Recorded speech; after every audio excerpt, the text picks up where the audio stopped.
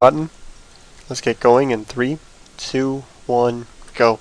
Right, so we are back with the Root Warzone, continuing to cover the group stages between the losers of the first match, who are now trying to stay in the tournament. This time we have SC2 as the purple Terran at 9 o'clock, and his opponent is our very own Root CatZ as the yellow Zerg at 3 o'clock. Cross positions on Lost Temple. Zerg versus Terran.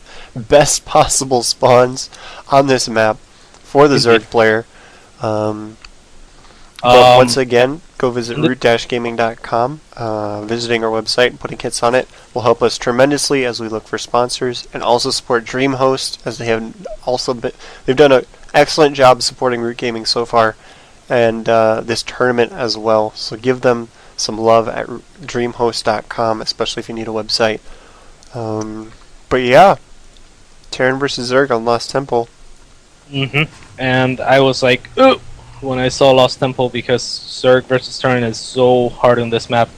CatZ should be scouting pretty soon here to make sure that his opponent is rather on close ground positions, or I'm sorry, that's yeah, close ground and their positions on this position actually. Yeah, he already knows about the close air because of the Overlord, so that drone is heading down to the 6 o'clock base. And you can see that it's timed out that you'd still be able to drop a hatchery when you get there, or a pool, depending on where you see him, and not be really behind in any manner. Yeah, so what I would have done if I had scouted him was to drop a pool. Instead, I pull a drone, and I'm gonna drop a hatchery, because this is the only positions where I feel like I'm safe to not do one base play against Terran on this map. So CatZ was really happy to positions here, but still worried because SC2 is such a great player from Quebecois. SC2 were lost in the first round against Braddock, and CatZ lost against an all-in uncharacteristic by Hydra, where he stopped making probes pretty early. So we'll continue to watch this game now and see how it develops. Yes, the spawning pool is on the way for CatZ. It's just about at the halfway finish mark. SC2 has not made an extra barracks yet. He does have that tech lab on his first one, and is now making a Reaper. We'll see if he's going to try any Reaper bunker shenanigans, but you see CatZ is doing a good job with his Overlord. If you look at his sight, with that drone at the bottom of the ramp and the Overlord, he can see pretty much anywhere in his natural expansion, and he does have the drone chasing around the SV as well to try and make sure he doesn't try and put down a bunker anywhere sneaky. So right now, hatchery's finished, the SV has left, thinking that pretty safe against any sorts of bunker shenanigans, but we'll see how what this Reaper does now that he's out onto the map. And look at this, SC2 is going for a really fast expansion off of one barracks. CatZ's Overlord is placed so that he can see this. So he's gonna be aware of the fact that SC2 is going for a super fast command center. SC2 doesn't know that CatZ's Overlord is sitting there, or at least he may know, but he doesn't know for sure. And this Reaper is gonna tell CatZ as well, he has a tech lab on those barracks. So this is gonna mean he just expanded off of one barracks, and he has a tech lab on those barracks. Which means he does not have a whole lot of Marines.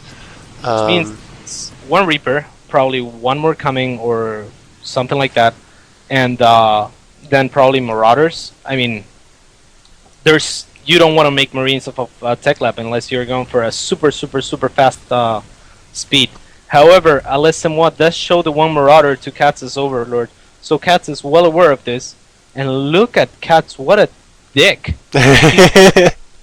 He's just making a ton of speedlings, which is, I mean, if you look at this, he's not even walled off. This bunker probably will finish these speedlings not running straight for the natural expansion, so he will be able to get the Marauders in there. But there's nothing to stop these Zerglings from getting up the ramp. There's a ton more Zerglings in production. He's running straight for the mineral line, taking out that, oh no, the mule timed out on its own. And now trying to kill as many of these SVs as he possibly can. One Reaper going down, second one follows. Here comes more Zerglings trying to run in the front. The bunker will hold him off temporarily, but there's a lot more Zerglings on the way with 12 more in production. That is a ton of Zerglings.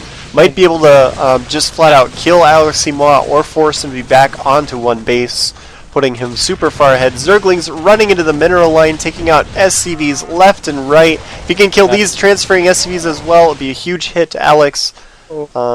But at this point, he's basically having to give up his main base. An excellent decision by CatZ going for the supply depots. One of the things that is going to help you a lot when your opponent has to give up a base is cutting into his supply. But more Zerglings running in because he unloaded the bunker. So more SCVs are going down. Here comes the flank from CatZ from the top of the ramp and the bottom. There's the GG. There's the GG. And Aleximois is out of the Root Gaming Warzone. Really reactionary play from CatZ. I was actually streaming when I played this game, and I was telling my stream, okay, look at what we see. We see a barracks with a tech lab. It means he's not gonna make many units, and then he expanded, which is super greedy. So there's two things that I could have done.